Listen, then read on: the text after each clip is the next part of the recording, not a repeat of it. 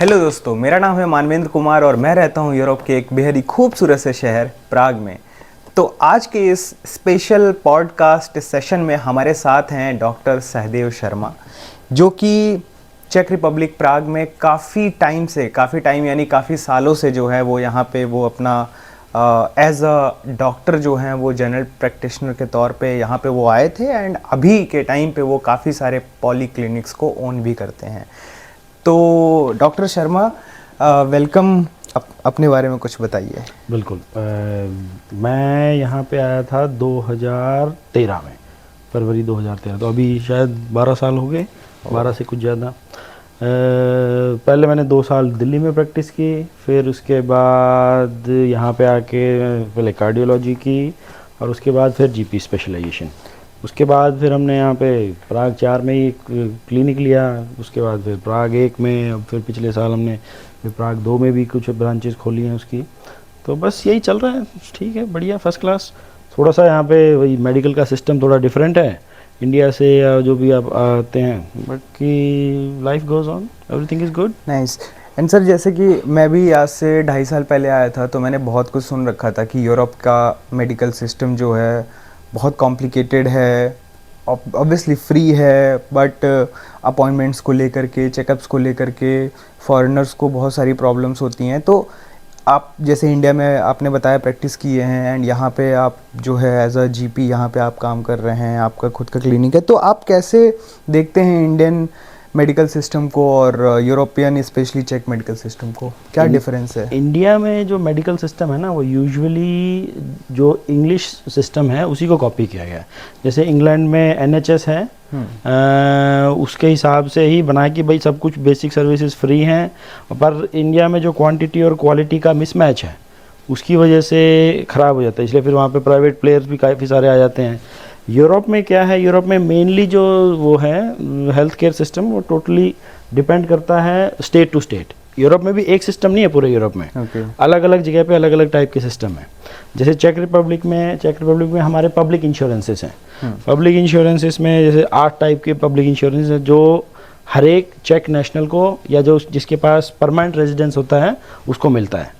जो नए बंदे आते हैं जो काम करते हैं, तो आपको हर एक बार जो तनख्वाह होती है, आपकी एक तनख्वाह से एक पार्ट कटता है, कुछ some part is paid by the employee, कुछ पार्ट है जो एम्प्लॉयर पे करता है, वो फिर मिलके मंथली आपका जाता है और उस हिसाब से उसको भी फिर सेम स्टेट इंश्योरेंस का कवर मिलता है। बाकी जो उसके फैमिली मेम्बर्स होते हैं फॉरेनर के, उनको फिर प्राइवेट इंश्योरेंस लेनी पड़ती है, वो कमर्शियल इंश्योरेंस बोलते हैं। सर, इन दोनों इंश्योरेंस में जो है वो डिफरेंस क्या है, जो पब्लिक इंश्योरेंस और पब्लिक इंश्योरेंस में क्या है कि जो आपकी प्री एग्जिस्टिंग कंडीशंस भी होती हैं, ठीक है, वो भी कवर्ड होती हैं और उसमें ज़्यादा पूछताछ नहीं होती। जैसे किसी भी हॉस्पिटल में जाओगे, जो मेनली मेजर हॉस्पिटल्स हैं, मेजर क्लिनिक्स हैं, वहाँ हर जगह जो पब्लिक इंश्योरेंस है वो एक्सेप्टेड होती हैं वाइडली। प्राइवेट इंश्योरेंसेस के लिए आपको इंडिविजुअली हर एक हॉस्पिटल को या हर एक क्लिनिक को एफर्ट डाल के उससे वो करना, कॉन्ट्रैक्ट करना होता है, फिर उसकी बिलिंग प्रोसेस अलग होती है। और जो कमर्शियल इंश्योरेंसेस है वो सस्ती हैं यहाँ पे। ये बड़ा डिफरेंस है कि अगर आप देखते हैं कि इंग्लैंड में या यूएस में, यहाँ पे क्या है, जो प्राइवेट इंश्योरेंस है वो महंगी हैं और पब्लिक इंश्योरेंस सस्ती है। यहाँ पे अपोजिट है। यहाँ पे पब्लिक इंश्योरेंसेस है, सस्ती तो नहीं कहेंगे उसमें कि भाई वो उस टाइप से बन जाती हैं आपकी, भाई आपको मैंडेटरी है। और जो प्राइवेट इंश्योरेंसेस है उसमें फिर कई सारे प्रोडक्ट्स आ जाते हैं उनके, उनको बेचना होता है। अब जैसे आपको वीज़ा है, वीज़ा के लिए चाहिए आपको कॉम्प्लेक्स चाहिए। अब इसमें यहाँ पे जो मेन बनाए गए हैं वो 3 ग्रुप बनाए गए हैं उसके, जो पब्लिक इंश्योरेंस, प्राइवेट इंश्योरेंस भी है। प्राइवेट इंश्योरेंस के जो 3 ग्रुप हैं उसमें है एक बेसिक, ठीक है, एक है कॉम्प्लेक्स और एक है एक्सक्लूसिव। तो बेसिक वो होता है जो यूरोप के या यूएस, कनाडा वगैरह इनके जो सिटीजन्स हैं वो ले सकते हैं, और उसमें जो बेसिक लेवल की जो इमरजेंसी सर्विसेज होती हैं वो फ्री होती हैं। बाकी उसमें कोई प्रिवेंटिव चेकअप नहीं, कोई कुछ नहीं। ये खासकर मेरे ख्याल से ट्रैवलर्स के लिए, हाँ, ट्रैवलर्स की टाइप की जो होता है, इस पे वीज़ा भी नहीं लगता आपका। जो अगर आपको लॉन्ग टर्म वीज़ा चाहिए होता है तो आपको कॉम्प्रिहेंसिव या कॉम्प्लेक्स पे लगता है, ठीक है। जो कॉम्प्रिहेंसिव और जो कॉम्प्लेक्स है उसमें क्या है, आपकी प्री एग्जिस्टिंग कंडीशंस जो हैं, जैसे भाई किसी को 10 साल से डायबिटीज़ है, वो आज इंश्योरेंस ले रहा है, तो जो डायबिटीज़ वाला जो खर्चा है वो उसमें नहीं आएगा, वो उसमें कवर नहीं करते वो। और लेकिन जो उस टाइम पे जो हुआ है, प्लस साथ में जो प्रिवेंटिव चेकअप्स हैं, साल में एक बार, 2 साल में एक बार, डिपेंडिंग अपॉन द टाइप, वो आपको उसमें कवर दे देते हैं। तो अगर उस टाइम पे कोई नया डायग्नोस होता है या नई चीज़ होती है तो दैट विल बी, वो उसमें कवर्ड होती है हमेशा। और जो एक्सक्लूसिव है उसमें क्या करते हैं, वो पहले आपसे एक क्वेश्चनेयर फिल करवाते हैं कि भाई आपके जैसे जो एक तो एज, जो पेरेंट्स वगैरह आ रहे हैं, कई इंडियंस के मैंने देखा, कई जो फॉरेनर हैं अपने पेरेंट्स को बुलाना चाह रहे हैं यहाँ पे, वो लॉन्ग टर्म वीज़ा के लिए, अब उनकी जो कंडीशंस चल रही हैं तो उनको कवर करने के लिए भाई कवर करेंगे नहीं करेंगे, तो वो पहले उसके लिए एक पूरा फुल चेकअप करवाते हैं। यूजुअली वो जो पेशेंट है उसको बियर करना पड़ता है फर्स्ट वाला चेकअप, और उसके बेस पे फिर उसकी फिर जो प्राइसिंग होती है वो होती है। अच्छा, जो प्री एग्जिस्टिंग कंडीशंस जो हैं, जैसे किसी को कोई मतलब डायबिटीज है, कोई हार्ट पेशेंट है, किसी को ब्रेन स्ट्रोक हुआ है, ठीक है, कोई कैंसर की चल रही है, तो उसमें अगर आप वो करते हो तो उसके लिए पहले वो एक्सक्लूसिव चेकअप करवाते हैं पहले, उसके बाद फिर प्राइसिंग डिसाइड करते हैं उसकी कि भाई आपको इतना पे करोगे तब आपकी प्री एग्जिस्टिंग कंडीशंस उसमें कवर होंगी। ओके, ठीक है। एंड सर, इसको अगर हम लोग थोड़ा सा स्टेप बाय स्टेप लेके चलें तो लेट्स सपोज कि कोई फॉरेनर एज ए इंडियन जो है, वो मान लीजिए कि इंडिया में उसका वीज़ा जो है अप्रूवल आ चुका है एंड वीज़ा स्टैंपिंग के लिए जा रहा है, तो उसे इंश्योरेंस चाहिए होता है। उस टाइम पे उसने इंश्योरेंस खरीदा, देन वो कंट्री में आ गया, चेक रिपब्लिक आ गया, क्या पहला स्टेप होगा जो लेना चाहिए? हाँ, जैसे ही लैंड करें, फॉरेन पुलिस को हमने इन्फॉर्म कर दिया एंड हमारा सेटलमेंट यहाँ हो गया, हेल्थ मेडिकल सिस्टम के रिगार्डिंग क्या स्टेप बाय स्टेप क्या होना चाहिए? अभी जैसे मेडिकल सिस्टम में क्या होता है, यहाँ पे आपको एक जनरल प्रैक्टिशनर के पास रजिस्टर्ड होना जरूरी है। ये मैंडेटरी बोला जाता है। तो पहले आपने क्या करना है, जैसे आप यहाँ पे लैंड करते हो, आप सेटल हुए, विद इन सम टाइम जो पहली चीज़ आपने करनी है, रजिस्ट्रेशन करना है। जो प्राइवेट इंश्योरेंसेस हैं वो आपका रजिस्ट्रेशन कवर करती हैं और प्रिवेंटिव चेकअप कवर करती हैं, तो उससे क्या आपका एक बेसिक बेस हो जाता है। ना करे भगवान कभी कुछ एक्सीडेंट हो गया या कुछ इस टाइप की चीज़ होगी, तो आपके जो बेसिक ब्लड टेस्ट हैं या बेसिक जो ECG वगैरह है वो यहाँ पे सेव रहते हैं। जो एक बार जो चेकअप होता है बाय लॉ, अगर पेशेंट चला भी जाता है हमारे पास, उसके चले जाने के बाद भी 10 साल तक हमें उसका जो मेडिकल रिकॉर्ड है वो रखना होता है। तो till 10 years if you are in, अगर आप दूसरे कंट्री में भी चले जाते हो तो भी आपको वो कवर मिल जाता है, उसकी सारी इन्फॉर्मेशन मिल जाती है कि भाई कंपैरिजन के लिए कई बार कई चेंजेस होते हैं कि भाई जो लिवर टेस्ट है अभी खराब आए, पहले खराब आए थे, कब आए थे, तो एक कंपैरिजन के लिए आपके पास एक स्टैंडर्ड हो जाता है हर चीज का। ओके, तो आते ही सबसे पहले उनको रजिस्ट्रेशन कराना है। रजिस्ट्रेशन और प्रिवेंटिव चेकअप। हाँ, रजिस्ट्रेशन चेकअप। हाँ, अब रजिस्ट्रेशन कैसे कराएं? मान लीजिए कि मेरे पास ऑब्वियसली कोई भी अगर आ रहा है, तो अगर वो एम्प्लॉय नहीं है, स्टूडेंट है, तो वो प्राइवेट इंश्योरेंस लेके आ रहा हो। हाँ, ठीक है, तो अब वो आया, उसके पास XYZ कंपनी का इंश्योरेंस है, तो वो कैसे रजिस्ट्रेशन करेगा? What is GP and? हाँ, यहाँ सबसे बड़ी वही है ना कि भाई जो मेडिकल सिस्टम है वो डिफरेंट है हमारा। यहाँ पे चेक रिपब्लिक में और इंडिया में यही सबसे बड़ा फ़र्क है। जो मेडिकल सिस्टम है उसमें क्या होता है कि भाई जैसे आप आ गए, कॉम्प्रिहेंसिव इंश्योरेंस लेके आ गया, आपने क्या करना है, वेबसाइट पे जाना है हमारी, ठीक है। हम लोग हर एक प्राइवेट इंश्योरेंस के साथ कॉन्ट्रैक्ट में हैं। ओके, ये कॉन्ट्रैक्ट करने का हमारा मेन मकसद यही था कि भाई एक्सपैट जो कम्युनिटी है उसको कोई ज़्यादा उसमें दिक्कत ना हो।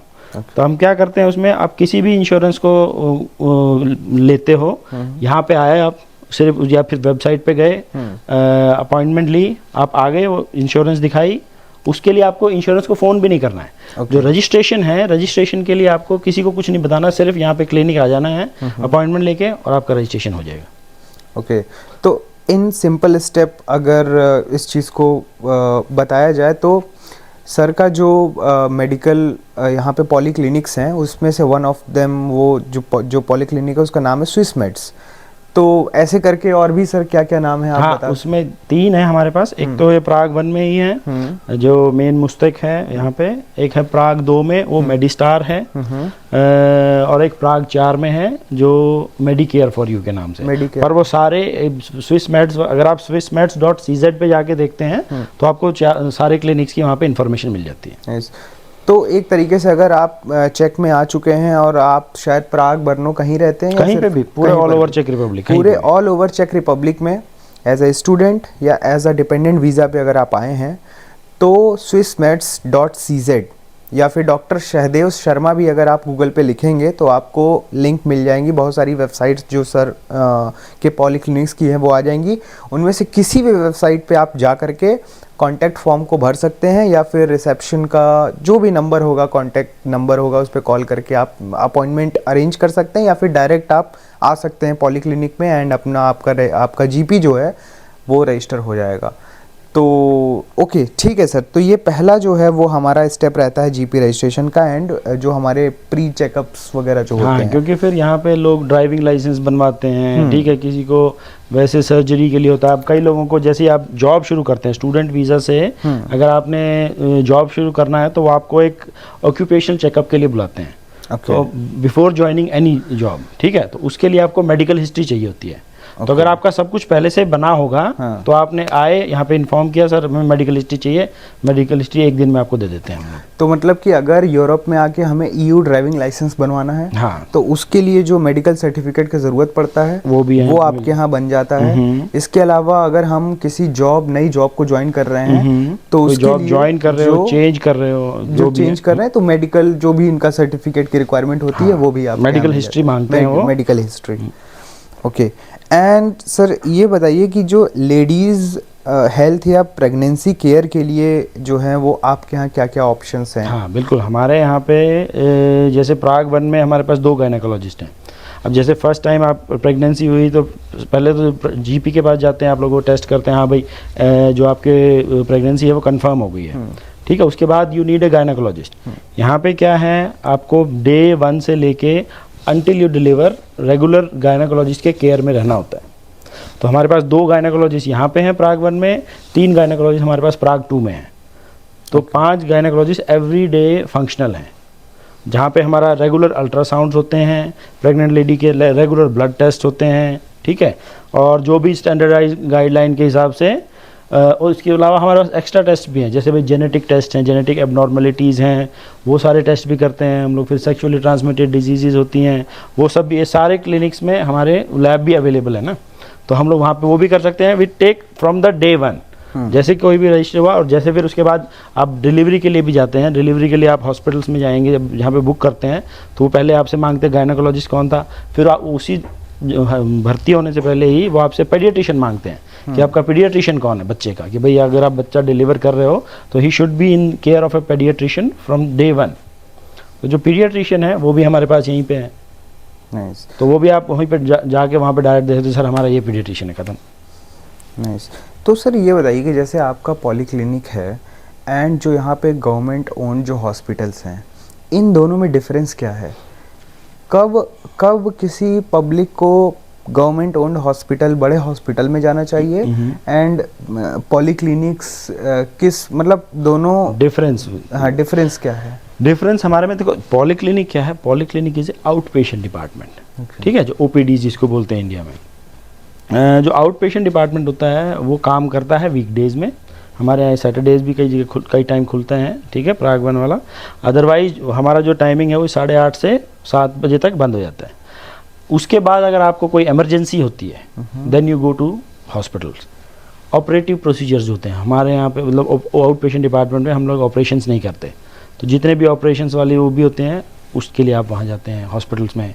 तीसरा क्या होता है कि भाई जो स्टेट ओन इंश्योरेंसेस हैं, ठीक है, हमारे पास सारी स्टेट ओन इंश्योरेंस के साथ कॉन्ट्रैक्ट हैं, तो आपको उसके लिए जाने की ज़रूरत ही नहीं है। पर कई केसेस होते हैं भाई जो आप वीकेंड में आप बीमार हो गए हो, इमरजेंसी टाइप के, तो फिर आप हॉस्पिटल जाते हो, ठीक है। ये 3-4 कंडीशंस हैं। अदरवाइज वहाँ जाके आप 5 घंटा वेट कर रहे हो एक सर्दी जुकाम के लिए, it doesn't make any sense. वो इसीलिए वो इमरजेंसी वाले भी बार बार यही बोलते रहते हैं, जब आपको इमरजेंसी हो तब आओ, जब आपको सर्दी जुकाम एक दिन के लिए कोई इमरजेंसी थोड़ी ना है। वो जो उस टाइप की जो बीमारियां हैं, छोटी बीमारियां, रेगुलर जो आपके चेकअप्स हैं, अब किसी को हार्ट अटैक हुआ, ठीक है, या किसी को चेस्ट पेन्स हुए सडन, जो नहीं वेट कर सकता भाई ओवर द वीकेंड या ओवर द नाइट वेट नहीं कर सकता, तो you call 155 and they will take you to the hospital, वो आपको अस्पताल ले जाते हैं। अच्छा, 155 जो है 155 is the number for the ambulance. Okay, ठीक है, और वो आपको हॉस्पिटल ले जाते हैं। फिर हॉस्पिटल में जो बेसिक इमरजेंसी रूल आउट करने के बाद फिर वो आपको भेजते हैं कि आउट पेशेंट डिपार्टमेंट की केयर में जाओ, तब आप पॉलीक्लिनिक्स आते हो। तब आप हमारे पास आते हो। फिर हमारे जो कार्डियोलॉजिस्ट हैं यहाँ पे, वो रेगुलरली आपको बुलाते रहेंगे, चेकिंग करते रहेंगे, जो दवाइयाँ हैं वो चेक करते हैं, ठीक है। हाइपरटेंशन है, डायबिटीज़ है, ये ऐसी बीमारियाँ हैं जिनमें आपको रेगुलर चेकअप में रहना जरूरी है, ताकि पता लगता रहे डायबिटीज़ कंट्रोल में है कि नहीं है। तो वो सारी चीज़ें हैं, उसके लिए फिर आप आउट पेशेंट डिपार्टमेंट आते हैं, पॉलीक्लिनिक्स में आते हैं। Got it. एंड सर ये बताइए कि स्टेप बाय स्टेप इस चीज़ को समझाइए कि अगर कोई फैमिली चेक रिपब्लिक में रह रही है एंड वो प्रेगनेंसी प्लान कर रहे हैं, तो स्टेप बाय स्टेप क्या प्रोसीजर होता है टिल डिलीवरी? देखो यहाँ पे सबसे मेन वही है, अगर इफ बोथ आर वर्किंग, तो दोनों के पास अगर स्टेट इंश्योरेंस है तो उसमें इंश्योरेंस का तो कोई प्रॉब्लम है ही नहीं। You are always in care of GP, तो आपके बेसिक टेस्ट हमेशा कवर्ड रहते हैं, जिसमें आपका जो इंडियन फीमेल्स हैं, इंडियन फीमेल्स में सबसे बड़ी प्रॉब्लम होती है हमें अनीमिया की, जो microcytic hypochromic iron deficiency anaemia जिसको बोलते हैं हम, वो फीमेल में होता है। तो अगर आप रेगुलर केयर में हो तो आपको वो चीज़ तो पहले कवर रहेगी। उसके बाद आप क्या करते हो, रेगुलर यहाँ पे गायनी के उसमें भी रहते हो, तो यू प्लान द प्रेगनेंसी। उसके बाद क्या होता है कि जैसे ही आप प्रेग्नेंट होते हो, you come to the doctor, you be in अपने जीपी के पास, कंफर्म करने के लिए पहले सबसे पहला टेस्ट ये है कि भाई आज कंफर्म है। जब वो कंफर्म हो जाती है pregnancy, then you go to gynae. फिर वो आपका कार्ड बनता है, प्रेगनेंसी का कार्ड बनता है, जिसमें आपके हर एक टाइम के कौन से ट्राइमेस्टर पे क्या वेट रहा, क्या ब्लड प्रेशर कुछ हो रहा है पॉलीक्लिनिक में, ये सब कुछ पॉलीक्लिनिक में होता है, सब कुछ यहीं पे। उसके बाद क्या होगा, वो रेगुलर जो अल्ट्रासाउंड्स होते हैं, फिर हाई डेफिनेशन अल्ट्रासाउंड्स होते हैं, फिर कई लोगों में जैसे लेट प्रेगनेंसीज प्लान होती हैं आजकल 30 के ऊपर, 35 के ऊपर, तो हाई रिस्क प्रेगनेंसी, उसके लिए अलग से टेस्ट होते हैं। वो सारे टेस्ट सब यहीं पे होते हैं, ठीक है। सब आपने पॉलीक्लिनिक में किया। 34th वीक आ गया आपका, 38 वीक पे, 37 वीक पे आपकी प्रेगनेंसी खत्म हो जाती है, 9 महीने, ठीक है। 34, 33 वीक पे यहाँ से आपको बोल देते हैं कि भाई आप डिलीवरी के लिए ये जगह है, यहाँ पे आप चूज कर लो, ठीक है। वहाँ पे आप अपॉइंटमेंट लेते हो कि भाई हाँ हमारी वो जगह है क्या, वो गवर्नमेंट हॉस्पिटल, वो हॉस्पिटल्स हैं यहाँ पे, डिलीवरीज हॉस्पिटल्स में ही होती है, यहाँ पे डिलीवरी प्राइवेट क्लिनिक्स में नहीं होती। तो पॉलीक्लिनिक्स रिकमेंड करते हैं कि हाँ, हम लोग यहाँ से आपको लिस्ट दे देंगे कि जहाँ जहाँ पे आप जा सकते हो, या फिर आप गूगल पे खुद भी कर सकते हो, इसके लिए कोई मैंडेटरी वो नहीं है, वो सारे सरकारी उसमें वो लेते हैं वो। तो वहाँ पे आप उनको फोन करो कि भाई हमारा ये गायनी है, वो सब मांगेंगे रिकॉर्ड पुराना, क्योंकि वो जो गायनी केयर होनी चाहिए, नहीं तो फिर वो एक्सेप्ट नहीं करते कई जगह।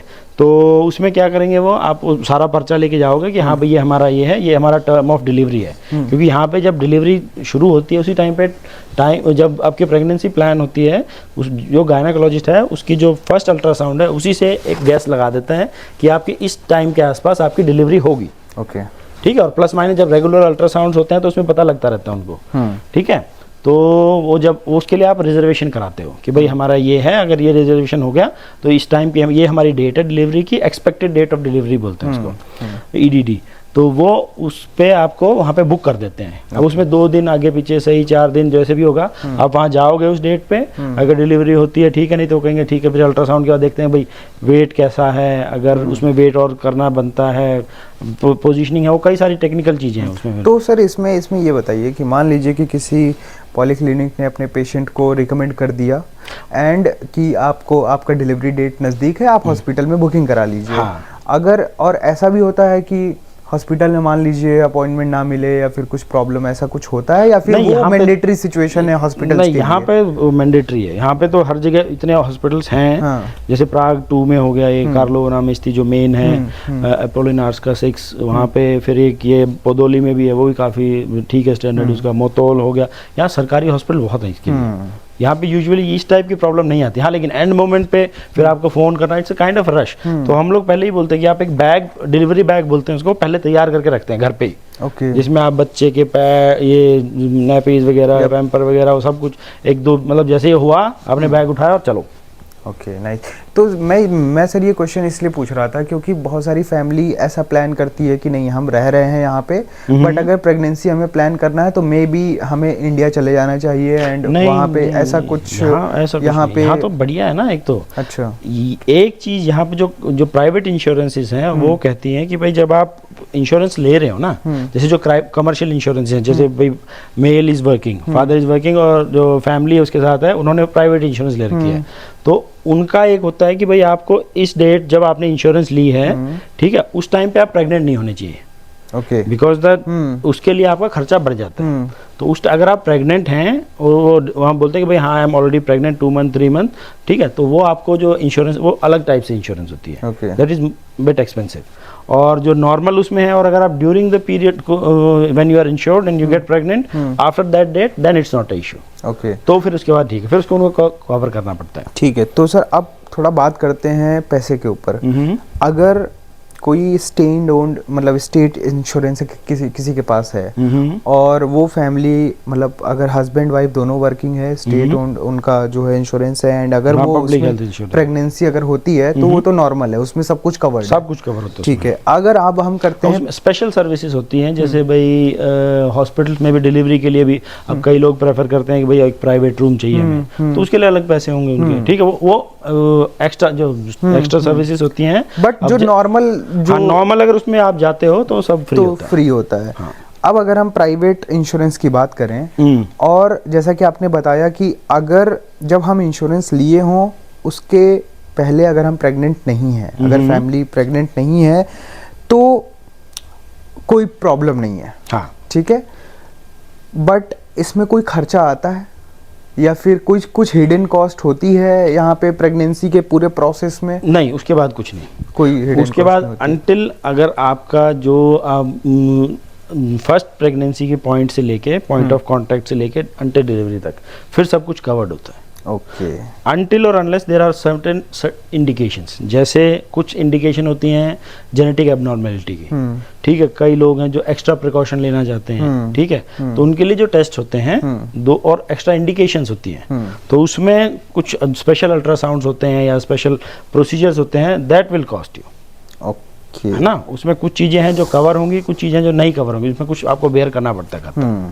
तो मतलब जेनेटिक एबनॉर्मेलिटी की अगर बात करें, हाँ, तो जैसे अगर थोड़ी टेक्निकल टर्म में जाएं कि जो भी एम्ब्रियो या जाइगोट जो फॉर्म हो रहा है उसकी उसमें एक फ्लूइड होता है ना, हाँ, यूट्रस में एक फ्लूइड होता है और उस फ्लूइड को हम निकालते हैं थोड़ा सा, क्योंकि उसमें भी एम्ब्रियो के या फीटस के सेल्स प्रेजेंट होते हैं, तो वो निकाल के उनकी जांच करते हैं कि उसमें कोई जेनेटिकली कोई डिफॉर्मेशन तो नहीं है या रिस्क तो नहीं है। वो पहले सबसे पहले हाई डेफिनेशन अल्ट्रासाउंड करते हैं, आजकल तो फिर काफ़ी करते हैं ना हम लोग, तो वो जो हाई डेफिनेशन अल्ट्रासाउंड होते हैं उसी से कुछ साइंस होते हैं वो पता लग जाते हैं, और अगर नहीं होगा तो फिर उसमें हम इन्वेजिव प्रोसीजर होता है जिसमें हम थोड़ा सा उसमें से एमनियोसेंटेसिस बोलते हैं उसको, तो वो निकाल लेते हैं थोड़ा सा, उसकी फिर जांच करते हैं ताकि उससे हो रहा है कि भाई डिफेक्टेड, क्योंकि एक डिफेक्टेड बच्चा अगर उसमें आ रहा है वर्ल्ड में तो इट्स योर रिस्पॉन्सिबिलिटी और loss for the medical science also, yes है ना, कि उसको हम प्रिवेंट नहीं कर पा रहे हैं। तो एंड सर क्या इस तरीके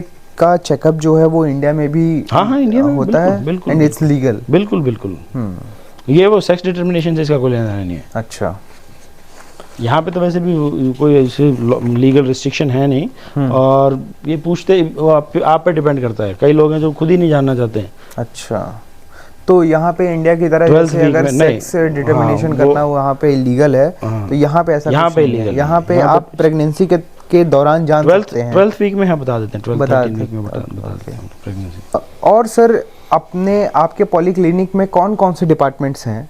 हाँ, एंड हर एक डिपार्टमेंट में आप कौन कौन सी मेडिकल फैसिलिटीज प्रोवाइड करते हैं, उन सारी चीज़ों को थोड़ा सा विस्तार में समझाइए। हमारे पास जैसे 3 जीपी हैं, ठीक है, इंक्लूडिंग मी, उसके बाद 2 पीडियाट्रिशियन हैं, ठीक है, जो बच्चों का, क्योंकि जो फॉरनर्स के बच्चे हैं सबसे बड़ी चीज़ जो हम यही देखते हैं कि भाई उनको सर्टिफिकेट्स चाहिए होते हैं स्कूल में, एक तो वैक्सीनेशन के सर्टिफिकेट, फिर यहाँ पे मेडिकल में अगर आपको स्पोर्ट्स में जाना उसके लिए मेडिकल चाहिए होता है रेगुलर, क्योंकि बच्चा जब जैसे बड़ा होता है एक वैक्सीनेशन कैलेंडर फॉलो होता है, तो वैक्सीनेशन कैलेंडर के लिए उसको लिटरली ही needs a regular care by a paediatrician. Okay. फिर उसके बाद गायनी है हमारे पास, गायनेकोलॉजी जो मैंने बताया पहले अभी भी कि भाई यहाँ पे भी हैं, प्राग 2 में भी हैं। फिर हमारे पास साइकाइट्रिस्ट हैं, 2 साइकाइट्रिस्ट हैं हु आर वर्किंग इन प्राग 2, तो उसमें क्या है, जैसे मेनली वो भी फॉरनर्स के लिए इसलिए ज़रूरी है कि भाई यहाँ पे सबसे बड़ा बर्नआउट सिंड्रोम का सबसे बड़ा खतरा रहता है। फिर होम सिकनेस है लोगों में बहुत ज़्यादा कॉमन, क्योंकि फॉरनर बाहर रह रहा है, वो उसको हर बंदा एडजस्ट करने में टाइम लगता है, उसको डिफरेंट टाइम लगता है। फिर हमारे पास कार्डियोलॉजिस्ट हैं, अल्ट्रासाउंड्स करते हैं यहाँ पे, हमने रेडियोलॉजिस्ट हैं हमारे पास जो मेनली जितने भी एब्डोमिनल अल्ट्रासाउंड हो गए, हाइपर थायराइड के लिए अल्ट्रासाउंड हो गया, वो सब करते हैं। फिर यहाँ पे एस्थेटिक मेडिसिन है हमारे पास, जो कि जो लिप फिलिंग हो गया, बोटॉक्स हो गया, इस टाइप की चीज़ें। रिहेबिलिटेशंस करते हैं हम लोग यहाँ पे for the injuries and all. Okay. And sir, जैसे अभी मेरी एक फ्रेंड है, उनको ACL इंजरी हुआ है नी में, तो क्या ऐसी इंजरीज भी आपके यहाँ? नहीं, उसके लिए आर्थ्रोस्कोपिक सर्जरीज होती हैं। ओके। तो surgeries usually this kind of surgery वो फिर हॉस्पिटल्स में होती है, उसके लिए सेटअप ऑपरेशन थिएटर चाहिए होता है ना। ओके। जैसे यहाँ पे कॉन्ट्रासेप्शन है, ठीक है, उसके लिए मिरेना है, जो कंटिन्यू लॉन्ग टर्म कॉन्ट्रासेप्शन 5 साल के लिए लगाते हैं, जो इंडिया में कॉपर टी बोलते हैं जिसको, वो सब यहाँ पे करते हैं हम लोग। वो सब गायनी वाले करते हैं। गायनेकोलॉजिकल जो अल्ट्रासाउंड्स हो गए, वो सब हो गए, वो सब उसी में होता है। तो सर ये भी बताइए कि आपके पॉलीक्लिनिक में जो है वो कौन कौन सी लैंग्वेज बोलने वाले डॉक्टर्स हैं?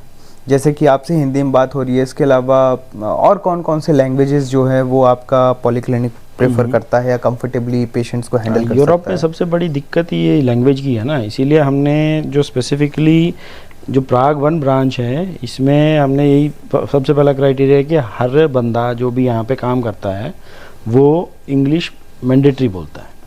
So all the staff, reception से लेके नर्सेस से लेके डॉक्टर्स से लेके जितने भी यहाँ पे हैं उन डिपार्टमेंट में हर कोई इंग्लिश बोलता है, मैंडेटरी है। इस बात को मैं कोट में रखना चाहूँगा, कोट करके, कि ये सच में बहुत बड़ी प्रॉब्लम है, क्योंकि मैं खुद ही जो है वो नीमो सिनेमोतुल जो कि गवर्नमेंट हॉस्पिटल है, आप किसी भी गवर्नमेंट हॉस्पिटल में एक बार चले जाइए, आपको पता चल जाएगा कि जो है मतलब लैंग्वेज कितना बड़ा यहाँ पे हर्डल है, बहुत बड़ा बैरियर है। तो इसीलिए हमने सबसे पहले इसी को वो किया है कि भाई हर यहाँ पे मैंडेटरी है। प्राग 1 वाले पॉलीक्लिनिक में हर कोई इंग्लिश बोलता है, प्लस उसके अलावा हर कोई चेक भी बोलता है, तो भी क्योंकि चेक पेशेंट भी हमारे पास बहुत हैं। प्लस जैसे हमारे पास अरबिक डॉक्टर हैं जो अरबी बोलते हैं, फिर हमारे पास स्लोवाकिया के डॉक्टर्स हैं, ठीक है, जो फिर यूक्रेन से एक डॉक्टर है, फिर हमारे पास एक रशियन डॉक्टर है जो रशियन यूक्रेनियन वो सारी चीज़ें बोलते हैं। फिर जैसे मैं हो गया भाई जो हिंदी भी बात करते हैं, ठीक है। फिर उसके बाद मेरी वाइफ है, वो भी हिंदी इंग्लिश पंजाबी तीनों में बात करती है, चेक 4। तो ये हमारे लिए मतलब मेन कंसर्न वही था। और जैसे प्राग 4 में जैसे मैं होता हूँ तो फिर वहाँ पे और जो दूसरी डॉक्टर भी होती है वो इंग्लिश और चेक तो बोलते हैं। और सर एज अ जीपी अगर मान लीजिए आपको कोई रजिस्टर करना चाहता है तो कहाँ पे, किस क्लिनिक में आप मिलेंगे, आपसे कैसे कांटेक्ट किया जा सकता है? अभी जैसे प्राग 4 है, प्राग 4 में मैं मैक्सिमम टाइम देता हूँ क्योंकि वो मेरा पहला क्लिनिक था, तो मेरे को बड़ा प्यार है उस क्लिनिक से। तो वहाँ मैं रोज approximately every day I am available there. और उसके बाद प्राग 1 सर क्लिनिक का क्या नाम है? ये Medicare for you. Medicare for you. यहाँ पे प्राग 1 में जैसे बुधवार को भी मैं पेशेंट लेता हूँ यहाँ पे, कई बार मंडे को भी ले लेता हूँ, फ्राइडे को भी ले लेता हूँ, ठीक है। तो यहाँ पे क्योंकि अपॉइंटमेंट बेस्ड सिस्टम है तो उस हिसाब से यहाँ पे भी रहते हैं। तो प्राग 1 और प्राग 4 में मैं पेशेंट्स लेता हूँ और बाकी जो क्लिनिक्स हैं उनमें फिर एज ए डायरेक्टरी मैनेजमेंट ही देखते हैं। तो अगर जैसे मान लीजिए कि हम लोग ये पॉडकास्ट हिंदी में कर रहे हैं, तो जो भी हिंदी ऑडियंस है वो अगर आपको एज अ जीपी रजिस्टर करना चाहती है, तो आप जब ईमेल करते हो या भी अपॉइंटमेंट के लिए रिक्वेस्ट डालते हो तो मेरा नाम लिख दो उसमें कि आपको मेरे पास रिक्वेस्ट चाहिए। जो रिसेप्शन है वो सेंट्रलाइज वो उसी हिसाब से काम करेगा। तो किसी भी मेल पे या किसी भी कांटेक्ट नंबर पे कोई भी अगर क्वेरी डाल रहा है तो उसमें आपका नाम मेंशन अगर मेरा नाम मेंशन करते हैं तो वो तो आपके पास फॉरवर्ड हो जाएगा। बिल्कुल किसी हर डॉक्टर के लिए यहाँ पे सेम ही है। किसी भी डॉक्टर के नाम से अगर आप ईमेल डालोगे कि मेरे को इस डॉक्टर के साथ अपॉइंटमेंट चाहिए तो आपको वही उसी डॉक्टर के पास मिलेगी। परफेक्ट। सो दोस्तों, जैसा कि आपने देखा कि डॉक्टर शर्मा ने जो है वो हमें बहुत सारी चीज़ें बताई कि चेक मेडिकल सिस्टम जो है वो कितना इजी है, इससे डरने की ज़रूरत नहीं है, बशर्ते आपको एक इन्फॉर्मेशन, प्रॉपर इन्फॉर्मेशन होनी चाहिए। एंड हम जैसे कि साउथ एशियन कंट्री से आने वाले लोग जो मेरी भाषा समझ रहे हैं, हमारे लिए तो बहुत बड़ा एडवांटेज है कि डॉक्टर शर्मा जो कि चेक रिपब्लिक प्राग में इनका पॉलीक्लिनिक है एंड ये खुद भी यहाँ रहते हैं, तो इट्स अ बिग एडवांटेज कि हम अपनी लैंग्वेज में जो है वो इनसे बात कर सकते हैं एंड डीपली अपनी, अगर हमें इन केस कोई भी प्रॉब्लम होती है तो उस चीज़ को समझा सकते हैं and best medical health care जो है वो सिस्टम इनके पॉलीक्लिनिक्स के द्वारा प्रोवाइड किया जाता है। एंड अगर आपको सर्विसेज स्क्रॉल करनी है कि कौन कौन सी सर्विसेज प्रोवाइड की जाती हैं, तो swissmeds.cz एंड इसके अलावा मेडिस्टार, मेडिकेयर, ये सारी वेबसाइट्स हैं जो कि सर ओन करते हैं एंड इन सब के लिंक्स आपको डिस्क्रिप्शन में मिल जाएंगे। इसके अलावा जो है वो नीचे दिए हुए नंबर पे आप कॉल भी कर सकते हैं जो कि रिसेप्शन का नंबर है, एंड यहाँ डायरेक्टली कॉल करके आप बुकिंग अपना अपॉइंटमेंट जो है बुक कर सकते हैं एंड अपना जीपी जो है वो आप विद इन अ डे जो है वो कंफर्म कर सकते हैं या बुक कर सकते हैं। So thank you so much दोस्तों वीडियो को लास्ट तक देखने के लिए। आई होप कि आप सबको जो है इस वीडियो से काफ़ी कुछ जो है क्लैरिटी मिलेगी एंड सीखने का मौका मिला होगा। तो मिलते हैं नेक्स्ट वीडियो में। Thank you so much. Bye bye. Thank you, bye bye.